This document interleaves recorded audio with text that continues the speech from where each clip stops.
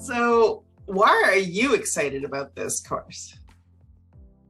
Well, it's a great way, for one thing, to get out of the usual uh, talk of the Enneagram as just 9 categories, 9 boxes to put people into.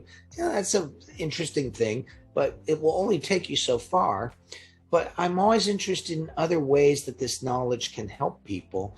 And gee whiz, creativity is such an important part of us as human beings. It's not always about being an artist. It can be, but we might be creative in business. We might be creative in technology or engineering. We might be creative in how we raise our kids. So there's a lot of places that creativity, innovation, fresh thinking, inspiration, these are just super important things for us as human beings. And I think they're really integral to a good life, to a life that we are going to be happy about when we look back at it. So that's how I feel about it. And I myself would like to have the opportunity to deepen my roots in terms of being in touch with my creative source. Let's talk about that. Where do you find your inspiration? Well, it's a moving target. It's changed a lot over my lifetime. I think, like a lot of people, when I was younger, I was inspired by other people. Whether we were talking about music, there were musicians that I admired and I was inspired by them. When I started to learn about the Enneagram or about inner work or spirituality, there were certain spiritual teachers that inspired me. But the more I started to work with that kind of innocently, the more I started to discover my own creative voice, you might say, or the way that creativity tends to show up through me. That's even more accurate. So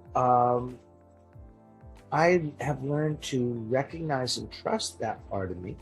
And I use it every time I teach, actually, which is why teaching never bores me, because it's a creative gesture. I don't know what's going to come out of my mouth. I don't know right now, as you asking me these questions, exactly what's going to happen. So it's always intriguing.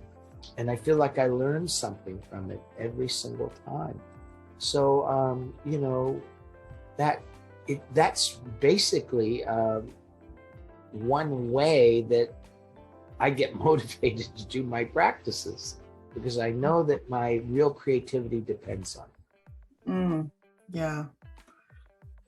For me, creativity is often inspired by my senses. So yesterday I was watching an ice cube in the orchid plant, and I saw the ice cube walking up the orchid and feeding the flower, and that inspired me to create something. So for me, it's getting in touch with our bodily senses that inspires real creativity, whether it's inner, outer, secret, I don't know.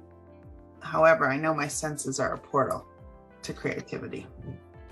Yeah, I think the senses are powerful, particularly when we're just being simple with them and not weaving them into the usual meanings that we derive from them, to sort of experience things freshly. I mean, that gets back to spiritual practice. If we're present, there's a more unmediated quality to the way we receive the world through our senses. And in that, lies a lot of possibility for creativity, experiencing the world in a fresh way. I mean, that's what it's all about.